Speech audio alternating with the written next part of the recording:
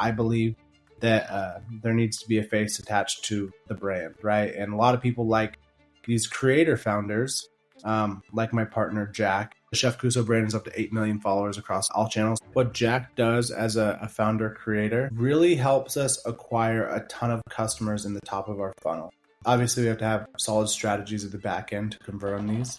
But our content, I think that we do a really great job in the food creator space specifically of getting people in, getting people engaged. Our first run of seasonings, we produced a product that was very similar, I feel, to what's out on the market by some of our competitors. After that, we're like, we don't have the money to compete with some of these bigger companies. So how can we do it? And so we're like, let's make a premium product. Let's make a better product. Let's make a product that once people try it, they're like, this is vastly different than what's out there. Welcome to the DTC Insider podcast, where online business owners come to find actionable tips and tactics to grow their businesses. Now, here's your host, Brian Roisentul.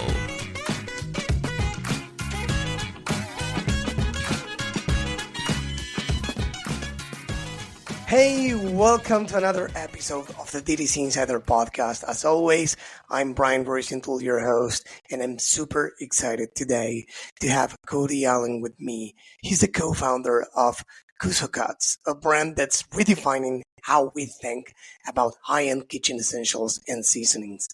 Cody teamed up with chef and content creator Jack in 2020, combining their experience in performance marketing and culinary innovation. Since launching, they have achieved exponential growth year over year, hitting national retailers, partnering with NFL players, and growing a massive following of, listen well, 8 million across platforms. From their origins in knives to their success in the seasoning market, Cody's team have found a way to make these products cool, accessible, and widely successful. Today, we'll dive into what's driven their profitability, their lessons in scaling, and what they see as the biggest opportunities for e-commerce brands in 2025. So let's jump in. Hey, Cody, thanks for being on the show. Thanks for having me, man. I appreciate it, Brian. Yeah. So why don't we start talking about Black Friday and Cyber Monday? Full disclosure for the audience, we are recording this in early December, so it's still very, very fresh. But if you have any stats or anything you can tell us about, please, why don't you start telling? Yeah. You know what? Black Friday, it's interesting in most D2C companies, especially online. Black Friday, Cyber Monday, and especially like the tail end of Q4 is when you kind of make your number for the year. Right. We're a newer company, right? We technically started in 2019, but we really kicked things off like late 2021 as far as getting things going. So the numbers of growth are semi-arbitrary, right? Because we don't have we haven't necessarily plateaued regarding like what our revenue numbers or should be. We continually introduce new product lines, which you'll see exponential growth potential in theory. We changed our business model a bit. So this year going into like Black Friday, Cyber Monday, we were slightly ahead of last year's numbers. In fact, by the time we hit Black Friday, we had actually hit last year's total revenue number. So It's an interesting concept, right? Because how did we get there? We introduced new sales channels. And I think that was a big attribution as to why we were there. So then going into Black Friday, everything was kind of extra, but it was also a necessity, right? Because we are scaling as a company. So I will say Black Friday, we did over 20% higher than we had done last year. We had our best day as a company, actually Black Friday, and then that whole weekend. It was our best 3-day stretch as a company, which you look at it and you look at how we're acquiring traffic. We're doing a lot of paid advertising. We do a lot of organic as well too, but we sat down with our bookkeeper to make sure that we are shaking out profitably based on our marketing efforts and our other overhead. in our COGS, and the numbers are backing out year to date so far, which is what you want to see whenever you see a surplus in revenue come in. You kind of, as a founder or as a COO or CEO or CFO, whatever position you are, you kind of hold your breath for a minute because you're like, all right, well, how much money do we spend in ads, right? Yeah. And we weathered the storm, got through the weekend, and things are still going in the right direction. I mean, consumer behavior is still trending in purchase happy. There are a few different things here in America that are working against us, I would say. Number one, credit card debt is like at a national high in the last decade, right? So you would assume that people would slow down spending. Obviously, people are the most fiscally responsible. So people are still going to buy, and it's still Christmas and still every other holiday, right?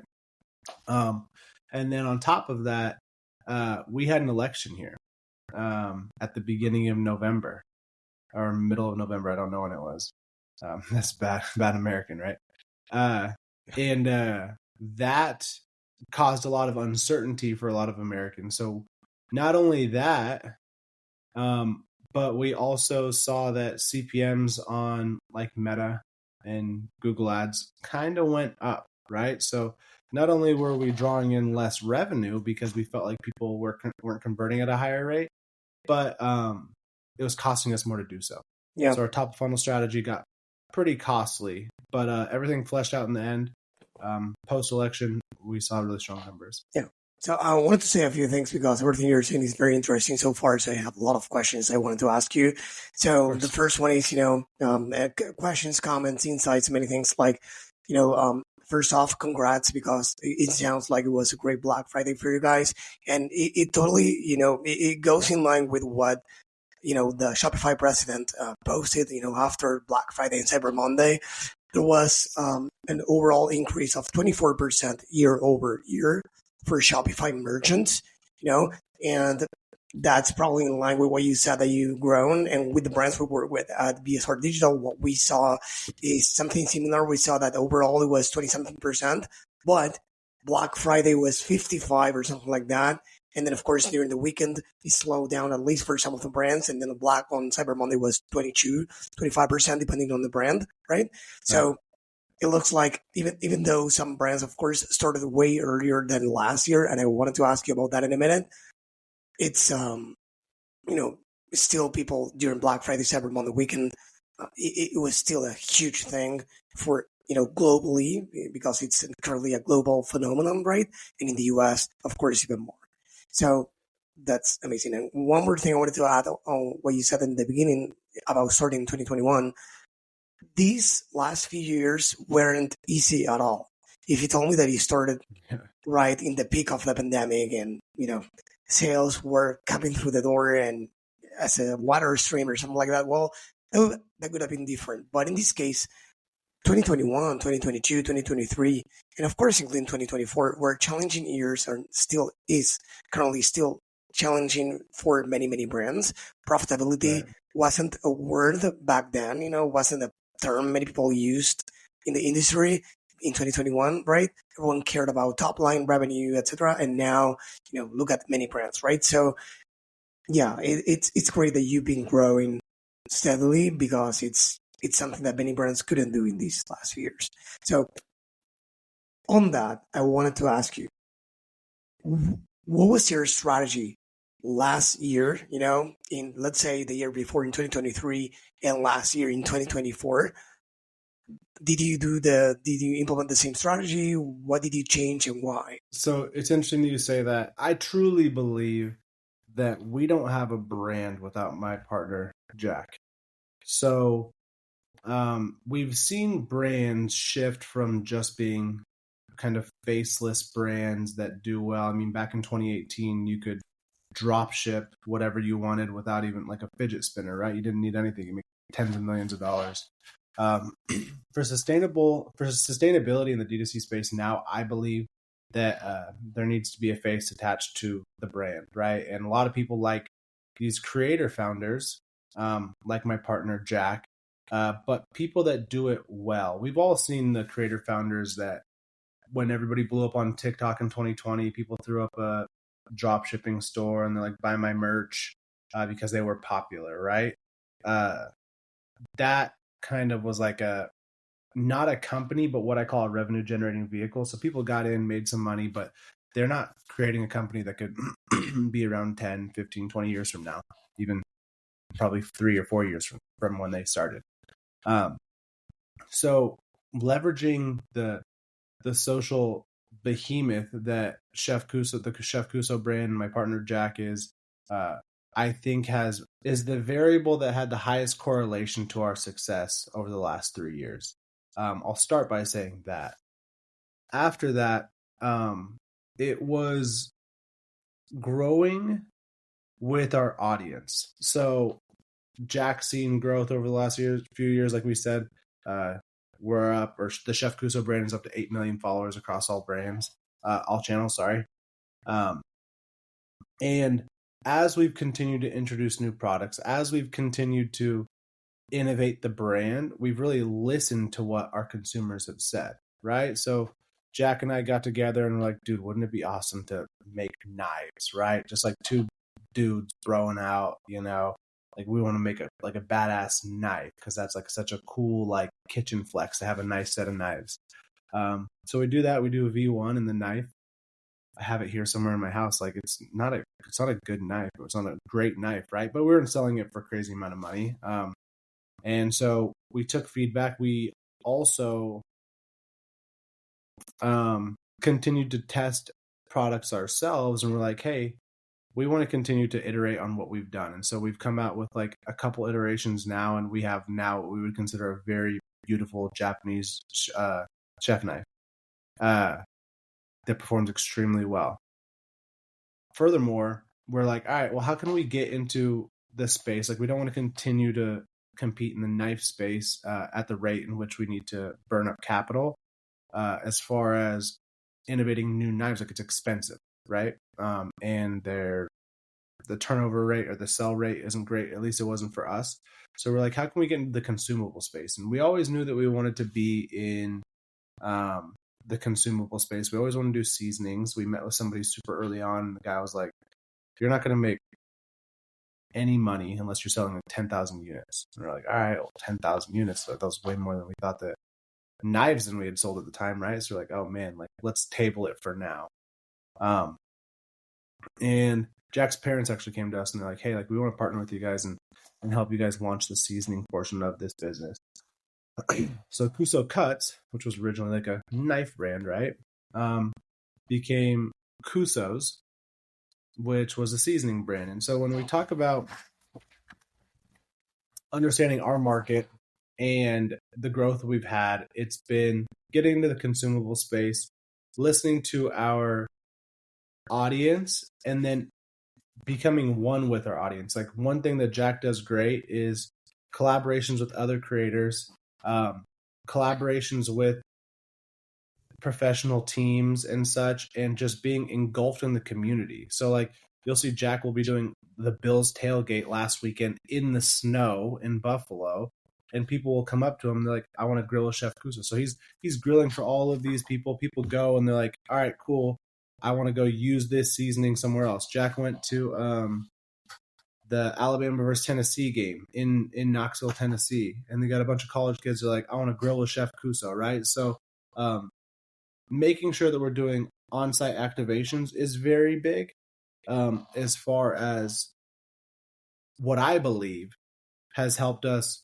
keep our finger on the pulse, I guess you'd say, as far as what our community wants. Because I think that when brands start to grow, they really lose sight of what kind of got them there initially. Right. And then as far as like a differentiating factor, our first run of seasonings, we produced a product that was very similar, I feel, to what's out on the market by some of our competitors. After that, we're like, all right, well, we don't have the money to compete with some of these bigger companies. We don't have the following necessarily yet, or the name brand, the no name brand name. So how can we do it? And so we're like, let's make a premium product. Let's make a better product. Let's make a product that once people try it, they're like, this is vastly different than what's out there. And so we decided to go with all natural ingredients. We started to go with ingredients that we felt like were a little bit more expensive, but as people want to elevate their home cooking, that's where we come in. And you saw a lot of food creators get big in 2020 because a lot of people were cooking from home, right? So a lot of people were like, I have to learn how to cook. And so how can you elevate your same food that you've been cooking for the last year? And a lot of people got stuck making the same things because they don't have an expansive repertoire or recipe book, right? You can season it better. And so we have this campaign, like Not a Chef, because we're not chefs. Jack's play in Chef Cuso is funny.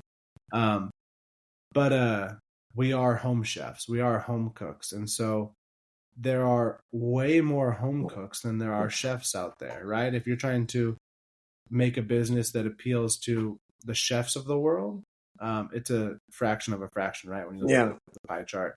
So we're like, all right, let's appeal to the masses. Let's appeal to people that care about how food tastes. Because there's always going to be that consumer that they're like, I don't care. I'll spend $1 on salt, and that's all I need, whatever it is, right? But those people that are like, all right, I do want the rosemaries, the thymes, the activated charcoals, the garlic, and I do want something that's granulated or minced versus a powder.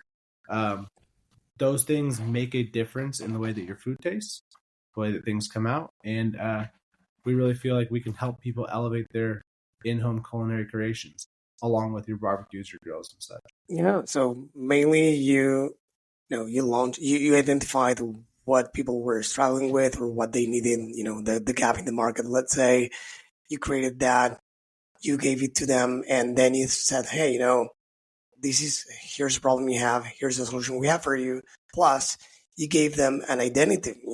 It's like, you're not a chef, I'm not either, we are home cooks. It's like, this is a very important concept, like from the manual, let's say, that you have applied in practice, and it's not very common. Brands do. Only brands that are successful typically apply these kind of concepts, sometimes on purpose and sometimes without noticing. But the most important thing is that first, we can all tell that you and Jack care. It's not only about being a face or faceless brand, it's about going outside and spreading the word about what you do, getting in touch with people, getting their feedback, interacting with them, creating something for them, and of course, giving them the identity they deserve according to what you offer. So I do believe that all these ingredients and factors played in favor of your growth, of course, these years. So about that, I wanted to ask you, looking back, into 2024, if you had, I know it's tough because, and it's mainly me who says all the time that there's no one silver bullet that makes either a company succeed or fail, let's say. But if you had to choose one thing, just for the exercise, what was the main factor, only one, that contributed to your growth in 2024? Say that it had to have been our content. I think that what Jack does as a founder creator really helps us acquire a ton of customers in the top of our funnel. Obviously, we have to have solid strategies at the back end to convert on these. But our content, I think that we do a really great job in the food creator space specifically of getting people in, getting people engaged, and having people ask questions, right? Having people be like, how can I do that? Or ask themselves even internally, like, could I make that? How could I make that? And I think that we do a really strong job of acquiring a ton of people and a ton of impressions in the top of our funnel.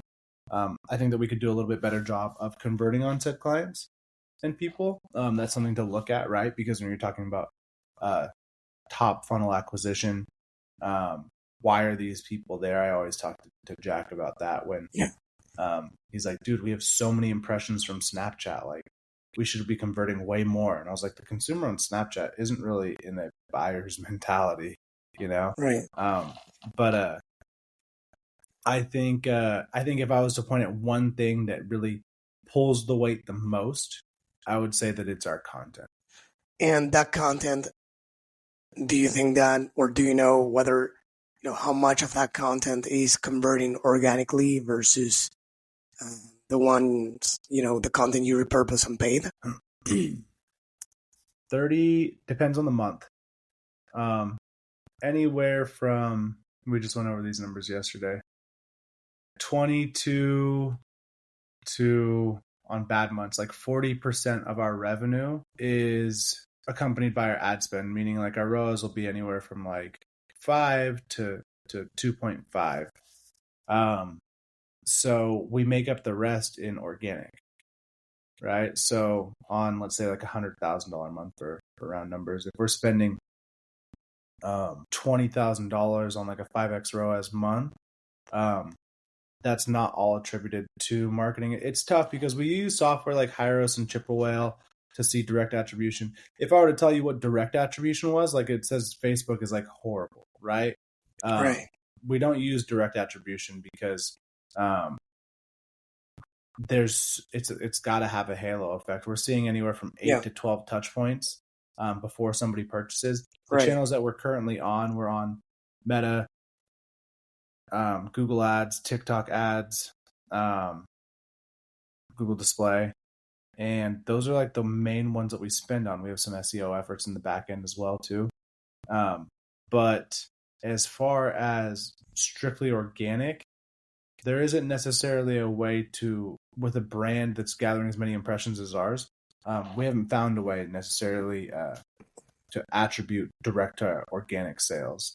Because I don't trust all of the reporting in the back end of Shopify necessarily. Yeah, no, on the back end of Shopify, it's tricky. Of course, it's post iOS 13 in 2021, everything changed for advertisers, right? So I guess the point is not to measure, to trying to understand attribution with 100% of accuracy is like trying to chase the sun. And I have said this multiple times, right? Because it doesn't exist.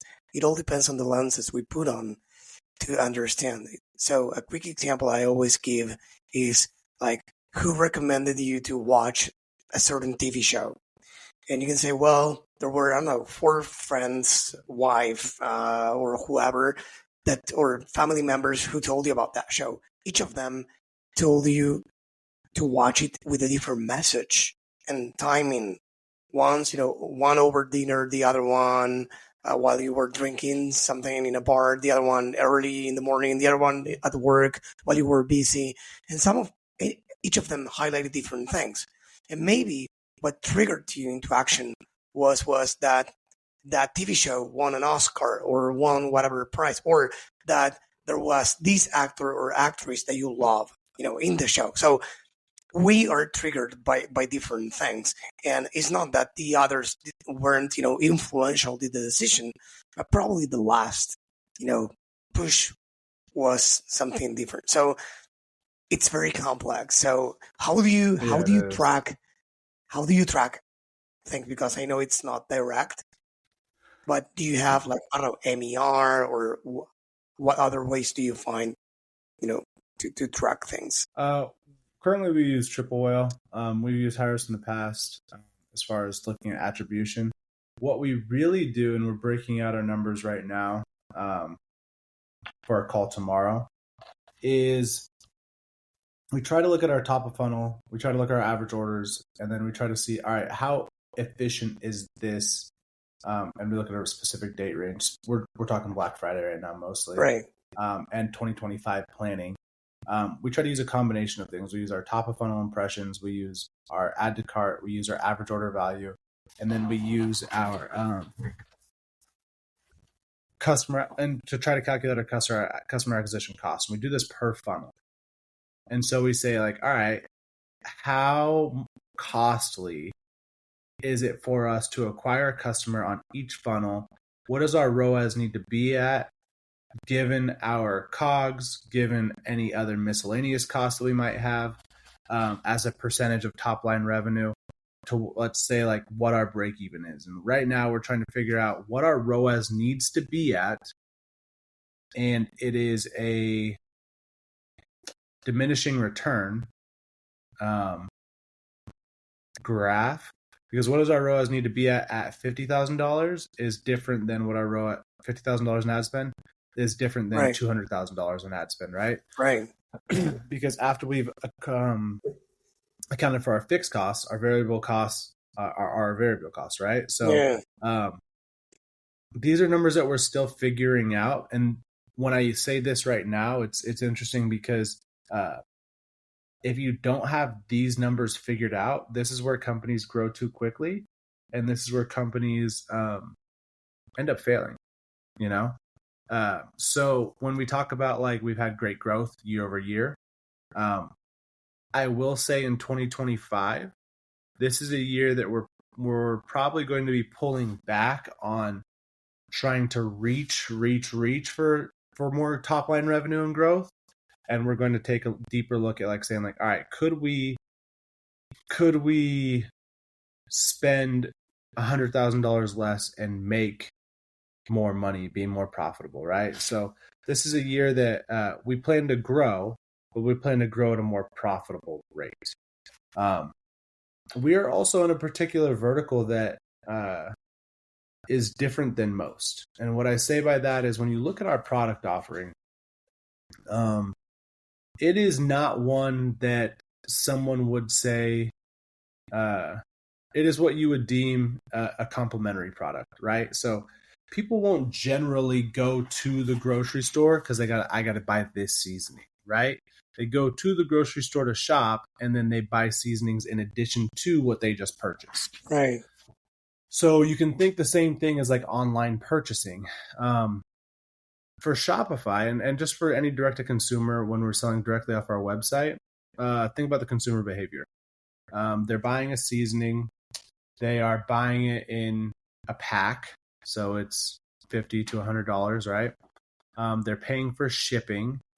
And now that becomes like a premium product that they had to, it's a bigger purchase versus and we can talk Amazon a bit too. Versus this is a product that probably would do best in grocery stores. So it's not like the jewelry of the world, right? If you're talking about that, like in direct to consumer, like people will buy jewelry online like crazy. I know a lot of successful businesses like that because people don't feel like they have to go into a jewelry store to see, touch, feel, right? They see enough on the ads and how it's displayed and the guarantees, and they learn about the metals, whatever it might be. Or clothing, right? I see a lot of great clothing stores that companies that do really well online direct to consumer. But I don't know how sustainable the seasoning space is online. I think there's always a place for it. But when I think of our company as a whole, we are trying to grow extremely popular and have our revenue come almost exclusively from direct to consumer online. And as we become super popular, we plan on pivoting and having our direct to consumer sales go down and being made up by retail sales. You see this with companies like, and we always use Truff as an example if you're familiar with Truff. So Truff started in 2018, and they just became super popular online. I actually read like the founder's story. It was a couple guys, Nick and Nick, that started the page Sauce, and they actually started an Instagram page first before they ever started any sort of product. Yeah. So the page Sauce became super popular, and then they're like, all right, cool, let's start a product. They found their differentiating factor was to use truffle in their sauce. And so they had a super popular brand online. Shortly thereafter, they pushed into retail after they set their price point. And so that's very important to note. They have a different product category in a sense that like people weren't doing truffle mayonnaise or truffle hot sauces at that scale in the past. They kind of created a new product category. So when they set the price point, right? It is expensive mayo. You could buy much cheaper mayo. So when you look at our product in the same vein, you could buy cheaper seasoning, but like we use better ingredients. So what we want to do and kind of tie this all back into this, is we want to become wildly popular online so that we could eventually take a lot of market share in the retail space. We will set our price point based on our popularity, based on what people are willing to pay online. And now people get the convenience of being able to stop by a grocery store and buy said seasoning as well. We've seen a lot of our competitors do similar things, but I think that we are more popular as a D2C brand than a lot of our competitors. And we tested this by introducing Amazon last year. Amazon year over year has more than doubled in revenue. We move a lot of units on Amazon, and that is based on the convenience of this product offering, right? I'm an Amazon shopper. Don't shoot me down. Like, I like the convenience of Amazon. I live right next to an Amazon warehouse, so like I'll get same day on Cuso seasonings. And one thing that Amazon offers is convenience, right? And then this quote unquote free shipping. I mean, you pay for it some way, right? And your Prime membership or however it is. So if you have a product that is extremely big on convenience, Amazon is the most convenient online platform. And then from there, the more convenient would be retail. So retail is tricky because, and that's obviously not the focus of your podcast, but retail is tricky because you could say you're in X, Y, and Z store, but like, are you in the X, Y, and Z store for the person that's sitting on their couch and just saw your ad and they're like, all right, cool, I'm going to go to Costco, but now it's not in your Costco. So now the consumer's like, oh, damn, I don't want to go buy it online now. I thought I can get it at Costco. So there's a little bit of a back and forth that goes into it and a strategy that goes into it. But I think that for our product, long term, that's the place that we want to be. Makes sense. So we talk that, and that gets even a little bit more messy when you talk about attribution, because there is no way of tracking that data. But we do understand there are paid advertising efforts that are geographically located in particular regions, depending on where what stores you're in. Yeah. So, by the way, we do discuss retail here, as part of the marketing mix, and it's, of course, as everything, it has its ups and downs, and many brands, big and small brands as well that are into that, are in retail stores. They discuss, all of that, that what they thought initially that retail, would be, and the job and the extra efforts they then learned that is required, to be in a retail store. So we have recorded plenty of episodes with that. Oh, and it was, I could get. We're nationally in the third largest grocer in Canada. I could explain. It's not necessarily the difficulties, but it's running a whole separate business. If you think about who Cuso is on Shopify, who Cuso's is on Amazon, like retail is a whole separate business. There's a whole set of business operations that come with it. Fees, payment structures. It's a different animal. And also the story you can tell in each channel, probably when people and what people are looking to normally see in a channel, right? When you go to Costco or any other, retail store, there's no marketing that you can do unless you have, bigger pockets and you can do some sort of signs or play around with some things. But average brand probably gets a space in the shelf that costs a lot of money, right?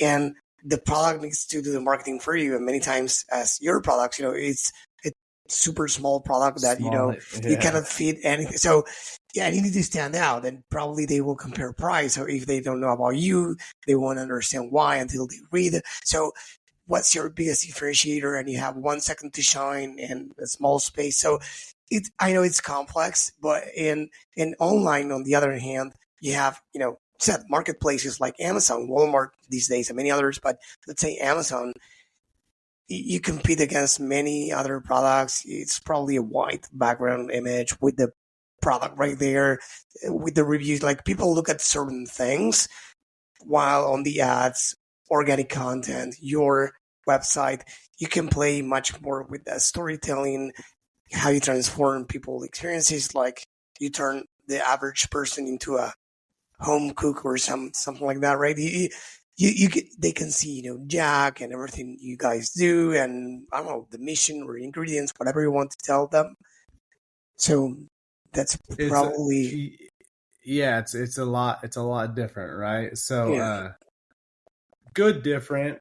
But again, us being younger founders, not younger by age necessarily, but newer in this D2C space, we're definitely learning this as we go, so it's fun, it's frustrating, it's all the things, it's all the things, right? It's intriguing, Yeah. So the one thing I wanted to ask you is, we've been slightly talking about, Jack being an influencer and driving a lot of, engagement and of course customers. And you said in the beginning that probably his content is probably the number one factor or the main factor for the brand success.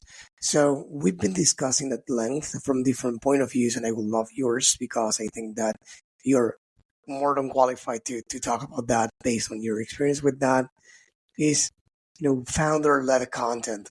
Many founders are not willing to be in front of a camera. They don't want to. They say they're shy. They don't have time. Like many things that I have heard personally with clients or here on the podcast as well. And I'm talking about small brands as well as, 8-9 figure brands. Why not? So right. I wanted to ask, how do you know more or less how much time does Jack dedicate per week, to record content? How do you guys briefly organize, or schedule the content or plan the content? And why do you think that every brand out there listening to this, if you think that, of course, should, commit to, recording content as a founder or as a team? So for context, for people that know America or the map, I live in California. Jack lives in upstate New York. So we almost couldn't live further away operating a company. It's not easy. We live 3 different time zones away. But from an operational standpoint, content recording, having a team, we are a team of essentially freelancers that live all over the country and even some other countries as well. It's not easy to get the content game done. We see companies do it better than us because they have not better as much as more efficiently, right? Because they have a central hub and office where it works, right. So they do it. Jack is, and so you guys are aware too, also the Chef Cuso brand is independent from Cuso Cuts. So the Chef Cuso brand, Jack is doing a giveaway with the NFL. Jack is doing Reynolds Wrap paid sponsored ads, right? He's doing Pepsi, whatever they are, right? So Jack has to record content for other companies as well too, because they know how powerful his brand is. I think he had 1 billion impressions for Traeger last year or something along those lines. Wow. Wow. On post that had Traeger in it. So yeah, very powerful brand. With that said, Jack has to be very diligent, and Jack is diligent because of his wife, Katie. That is why he's structured, because of her. So they plan their filming 2 to 3 days a week, depending on kind of what he has outside of that.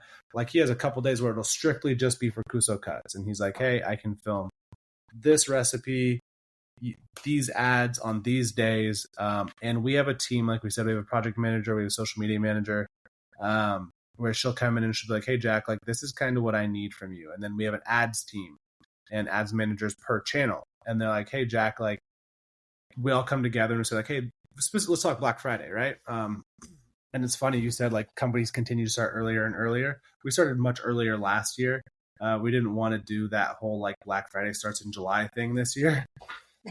But so we had a Notion board that had all of our dates of our different sales that we're having in Q4 leading up to Black Friday.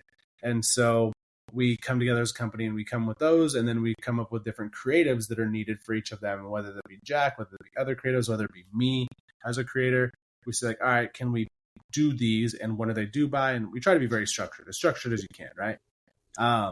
And so structuring your content and planning out days well in advance is huge, right? Especially in the creative space or the ad space, where you don't know if one ad is going to hit, right? You need to have 3 different variations of the hooks. You need to have 3 different variations of the CTAs. Yeah. You need to have 50 different variations of how it's cut up, right? So we try to get it all done. We have a collaborative board. We don't use Dropbox. We use Air. There's a free shout out for Air. Yeah. And it's an awesome tool where we can go in and everything is there. And we even have like our ads team that just will go and splice things up as they see fit for TikTok. Because what we found this year as well, and I know I'm kind of getting on a tangent, is that each channel takes a very different type of ad with a very different type of CTA, with a very different type of hook, and very different type of offer too. So what we offer on Meta is not the same offering that you'll see on TikTok Shop or the ads place, right? So like you'll see like buy 2 get 2 free on TikTok Shop, but on Meta we have like our more traditional ads offering. So as far as people that want to leverage creators, be diligent with it, understand your offerings, or I apologize, your deliverables, what you're asking, and putting a face to a brand is not new, right? Like think of the George Foreman grills of the world, right? Like how much did George Foreman have to do with that, frankly, shitty grill, right? Like it was really just putting this popular face to an item, right? So there's a lot of power in it. There's definitely a lot of power in it. Right. Yeah, I kept thinking about, I know we don't have a lot of time left, but I kept thinking about, what you said about the different offers for each channel and specifically for Meta and TikTok. So what's the pattern right there? Like a more, let's say a cheaper or more aggressive offer for TikTok than for Meta? Is that it? Yeah, it has been that.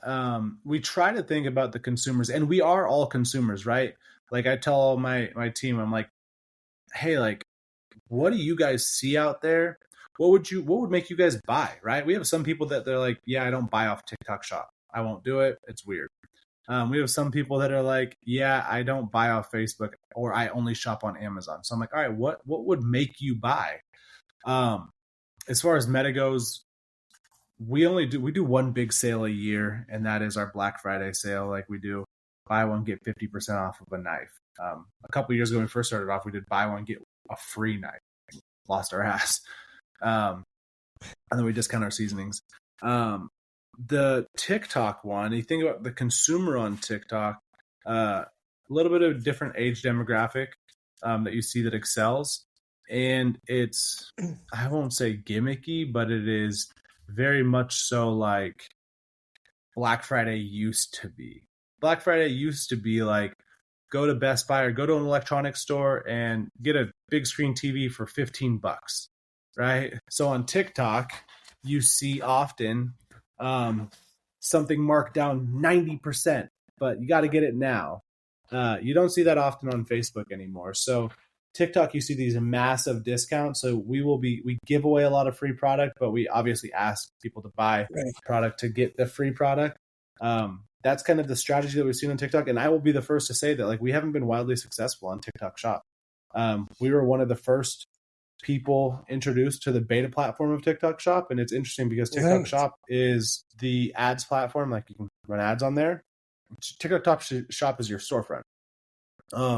But then the organic side of TikTok Shop is where we haven't seen a ton of success with. And that's because like I've seen people go on these TikTok Shop lives and sell $1 million of product in a 24-hour live. People are doing lives. I personally have a buddy of mine that has a small clothing store based out of here in Northern California. And he started doing TikTok lives every single night. TikTok shop lives every single night, and he's selling well into the 6 figures per month now in his apparel business. He was selling 1 or 2 orders a week prior to that. Yeah. The other he's not spending any money on paid advertising. Everything is organic. Yeah. The other day I heard somebody, I think it was Sean Riley, founder of Dude Wipes, saying that, TikTok shop today is like the early days of Amazon, right?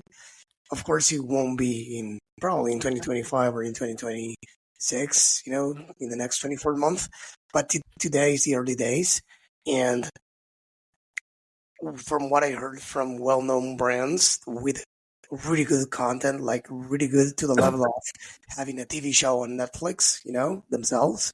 So they record quality content. And they said that, their content, even though it's really good quality, it doesn't perform on TikTok shop organically. Right. It's the influencers' content that performs organically in TikTok shop. So the question to you is, do you leverage other creators for TikTok shop, or is it Jack organically trying to push sales there? So TikTok shop is interesting because it is influencer driven. It is creator driven. You cannot have this overly produced piece of content and come on a TikTok video, let alone TikTok live, and it just does not work. Having Jack do it is interesting because Jack and the Chef Cuso brand is, like I said in the very beginning of the call, we have a very strong connection with our audience. We don't want Jack to come off inauthentic and almost change his style of content. Right. To what works well on TikTok shop. Like you see these people go on TikTok live and or go live on TikTok and they'll say like packing your orders, like next 5 people that buy something we're giving away whatever. Like that's not Jack, right? That's and so when I talked about how people and brands do things more efficiently than us, if we had like a centralized location where we could pack orders, if we had a centralized location where we had a couple creators where they could set up a live studio and just pack orders. I've seen some like people in our space. I'll give him a shout out. This guy, Elijah's Extreme. He makes hot sauce and he makes this hot honey, and they go on live constantly, and they have a warehouse and they have their different employees come in and they'll be like, next 5 people that buy get this and whatever. And so they do a really good job of that. That's just not what we have the capability to do as it stands today. Now in 2025, maybe we do get a centralized warehouse and location and do some things like that, because that's what TikTok live or TikTok shop and going live on TikTok begs for. You can't come to TikTok inauthentic. You will be not shadow banned, but you're not going to get the views that you want. And then when you do blow up, just hammer down and stick with what you do. We've seen a ton of creators have their lives changed on TikTok. Yeah. It's absolutely wild. It's crazy, yeah. As the pandemic changed many people's lives in different ways, I think that it's happening with TikTok shop these days. I see all kind of stuff, as you said. So yeah, I could keep going for hours because it's all very interesting, and I have a lot of questions that I couldn't ask you, but it was because it was very interesting already, and I want to be respectful of your time. Thank you for these extra minutes. Before you go, can I ask you, do you have any book that you love that you want to share with the audience? We put together a list of books mentioned here in the pod every single year, so I would love to hear if you have one. Yeah, there's this book that I'm currently reading, and it's called Profit First. It's an interesting book. I actually have it here. Mike Michalowicz. Oh, yeah. So it's just interesting because when the gentleman talks about how he's grown businesses have failed, got too much overhead, too much frivolous spending, and if you were to start a business over, to make sure that you're making profits. We live in the world now where people believe that you can just run at a deficit because you see the Ubers of the world doing it and the Netflixes of the world. Netflix has never made a profit. It doesn't matter. You need to understand your business, your industry, before you just start trying to run a company at a massive deficit, because eventually money runs out, debts come due, right? Yeah. And so reading that book has been very interesting because there's also one called like the Lean Startup. Being a small business owner and a founder, right? Right. See, yeah, so you need to learn how to, for lack of a better term, do stuff yourself so that you aren't taking on a massive overhead. People, it's nice to say like, oh, I have this big team and I have this and I have that. And it's like, if you want to start up a business, this book kind of teaches you like, hey, keep your overhead low. And my advice would be to do as many things yourself as you can for as long as you can until it's costing you more money by not having someone else do it for you. Yeah. 100%. Think of it. Yeah. It's just it's a book that I would recommend to everybody starting any sort of business. Yeah, I heard many, it was recommended a few years ago on the pod, and I know many successful brands, brand founders that read the book, and I haven't read it myself, but it's on my list. I know what it's about, and it's, many people said, I think it's the right book for you to read it currently based on the conversation that we had, looking into 2025 to make it a more profitable year. I think it's the right one. So thank you for bringing it up. Cody, it was great to have you here. A lot of golden nuggets that you mentioned. And before you go, please, why don't you tell the audience where they can go to learn more about you and the company? Yeah, so I am pretty standard across all socials and websites, just the Cody Allen or thecodyallen.com. And our company is Cuso Cuts. That's CUSOCUTS, cusocuts.com. A lot of great sales right now through the end of the year. If you guys want to elevate your seasoning game. Amazing. So as always, for you in the audience, if you're listening to this or watching this, why not? If you're not already there, make sure to go to the DTCinsider.com. And once you click on the episode, you will find the show notes, including the social handles for Cody, and of course, the link to his website, the company, and of course, the link to the book. Cody, it was a pleasure to have you here. Thank you again. Thanks so much, man. I appreciate you. This episode was brought to you by BSR Digital. We help DTC brands grow through paid ads and email marketing campaigns. If you'd like us to help your business grow, head on over to bsrdigital.com and schedule a call with us.